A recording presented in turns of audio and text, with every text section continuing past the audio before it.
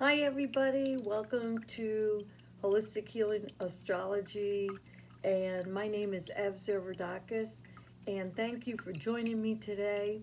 Today, we're going to talk about the moons of February and where they're going to be. And we're going to touch upon how the moons affect us.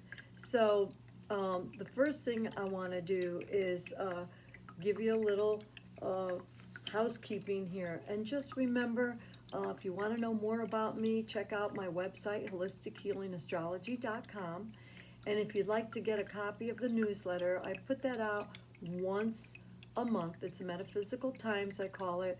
And I talk about astrology and psychic, intuitive, metaphysical topics. It's a wide range of information. I love doing it. I love sharing my information. And I've been doing this kind of work since I was around 12 years old because I wasn't the best reader in the world. And I remember my teacher in school said to me, "You want to be a better reader? Just pick up books that you like to read, whether they're comic books and stuff, and just read them." So I went to the local library and I was fascinated with the 133 section of the library. If you, if this is way back, but it's a little reference card cataloging number, and that was all the occult. They called it occult, but the supernatural stuff, angels and astrology. So I've been studying astrology for over 50 years and been doing readings, and I was also very intuitive. I played around with cards, and then it kind of like scared me because I didn't know what I was doing. And it was it was so true, and I didn't understand it. I didn't have a mentor, even though my family on my mother's side was very much into like this kind of discussion, metaphysical discussions, but it was not something that, okay, I'm going to go to college and become an astrologer and intuitive reader as a profession, you know. So I was essentially a closet astrologer and psychic medium. And the fortunate thing, though, is as I started to develop this profession, and I was hired by a local place to do these readings, I develop. It's like a muscle. When you go to the gym, the more weights you lift, the stronger you get, and the more confident you get. But in the beginning, I was afraid to say what I was feeling. So that's my background. I love what I'm doing. I love the fact that I'm able to use those two tools to help people. So I've been studying this subject for over 50 years, like I said, and so we're going to dive right in to the moons and when the moon is full and when the moon is new and how that reflects on us. Well, the moon is the closest, you could call it planet, but it really isn't, but it's the closest to us, to Earth. It revolves around Earth very quickly, about once a month. It's a lunar cycle, and it also has a great gravitational pull on the water on the planet. The tides go in and out based on the moon. Well, my background in medicine, I know a lot about the body, and we are mostly water and a little electricity. So we are spiritual beings in this body that's mostly water. And the moon does affect us tremendously. You ask any person that works in the hospital or in rescue or policemen, firemen, they'll tell you when there's a full moon. But we don't really talk much about the new moon. So the new moon is when the sun and the moon are together astrologically in the same sign. And that's why it's dark. And when there's a full moon, the sun and the moon are opposite each other. And that's why it's bright. So the moon is a very reflective energy. It has to do with emotions. Our emotions are up and down. Um, because it has to do with the moon, because the moon goes so quickly around the, the, the earth. Also, the moon goes around the whole chart in 28 days. So if you want to follow the moon and see how your emotions go up and down, or how they relate to each house and each sign in your chart, you could do that. It's tedious, but it'd be fun to do. Great exercise to see how your emotions fluctuate, how they are with an earth sign, how they are in an air sign, how the moon is with a fire sign or a water sign. So also the moon represents your mom. It represents your home life. It represents sensitivity, ESP, and things like that. Okay? So the new moon this month in February is going to be on the 11th. And guess what? It's going to be on Aquarius.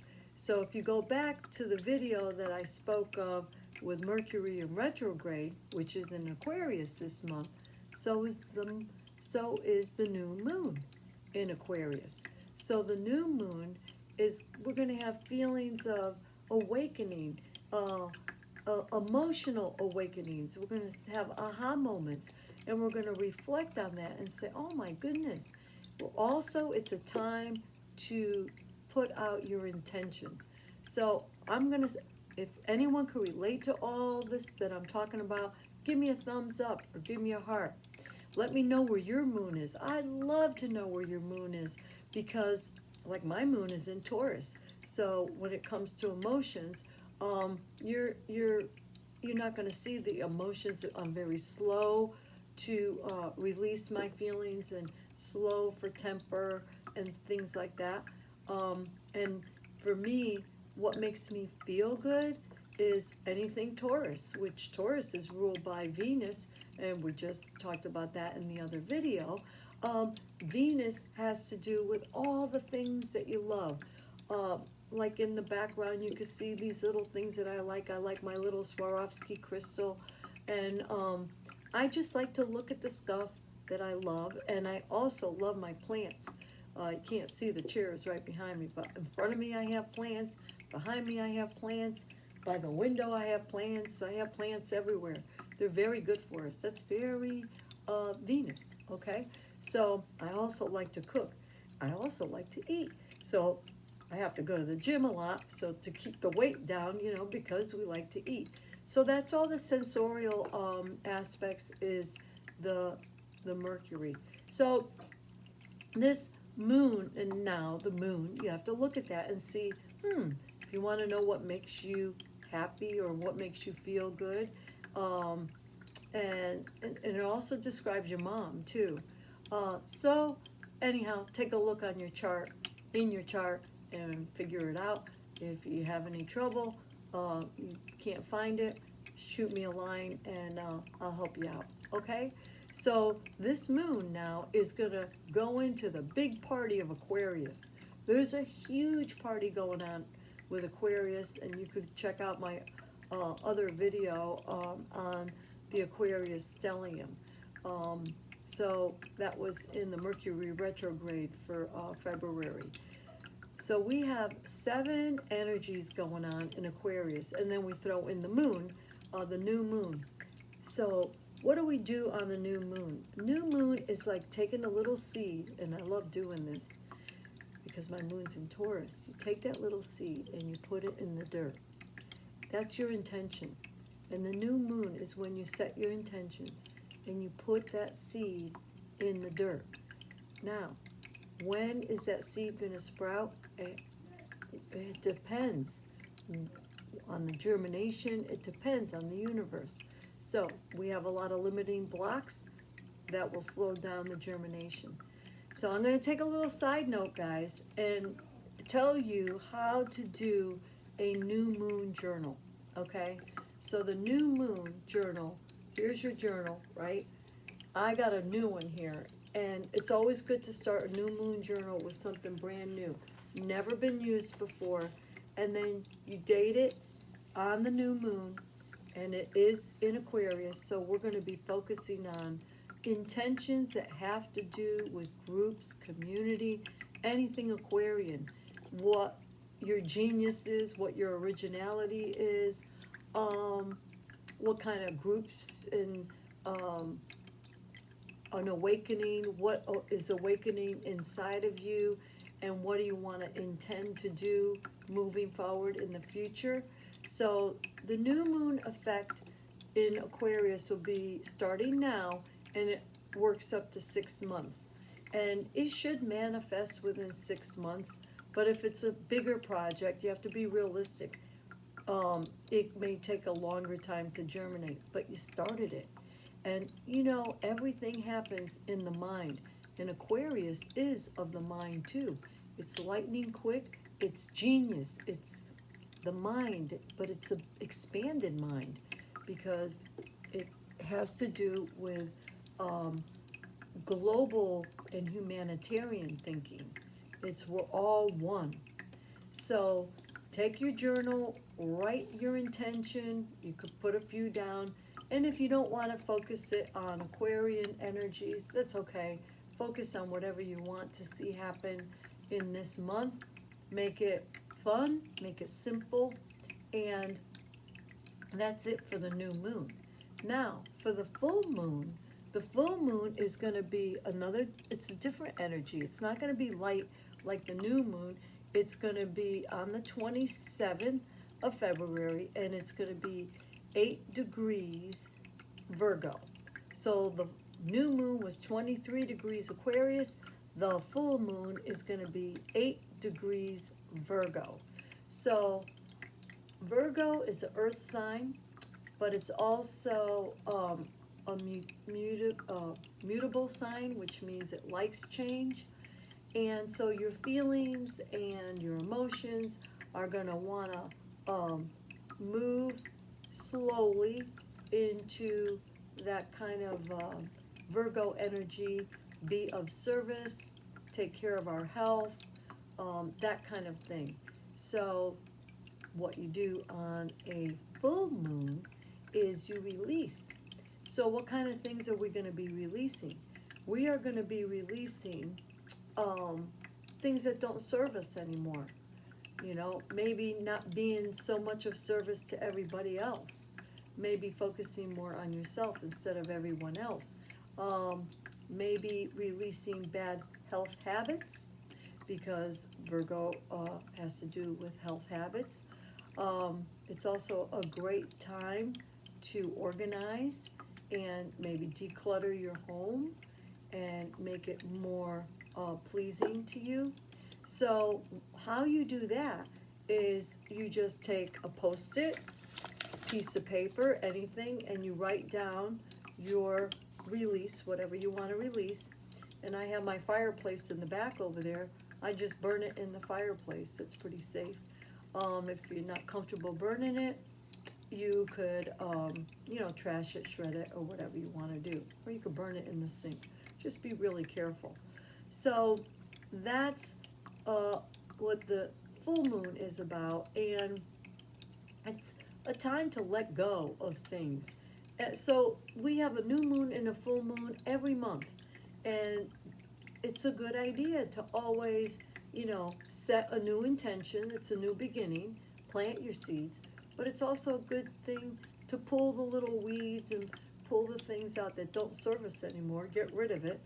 And that gives you a fresh mind and comfortable living. If you don't throw anything out and you don't get rid of stuff, well, that will make things tough. So let me know what you're thinking. Have you felt these energies? Have you ever done a new moon journal, or have you ever done a full moon release? Another thing I'm going to add is there are rituals that go with the new moon time and a full moon time, and you could cleanse the space. You know how to do that. Some people use sage. Whatever you do, make sure, remember that when you use sage, you're getting rid of everything, the good and the bad. So that cleans up everything. So you might want to replace some good energy with a special sweet incense, or the San Paulo stick. Burn that, and that will infuse good vibes. Okay. And you could do the similar thing, do a little ritual. You could ground yourself and do your release. Whatever feels comfortable for you. I'm not one of those, you have to do it my way. You could figure out what you want to do. There are a lot of people talking about their rituals.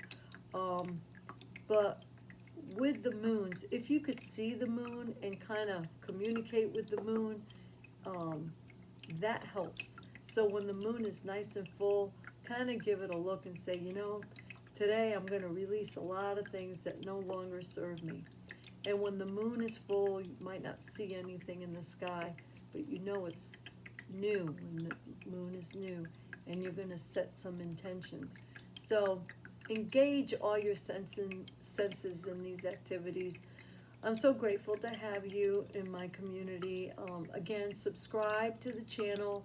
We put out videos about twice a week, once or twice a week. We have the Facebook page, Instagram, all Holistic Healing Astrology. And you want to hear more about me or see more about me, you go on my website, www.holistichealingastrology. Give me a thumbs up, share these videos with all your friends, and let me know if there's anything I could do for you. You want that free newsletter? Go on my website and email me, and I'll get you on the list. Have a great day. Look forward to seeing you again. Bye-bye.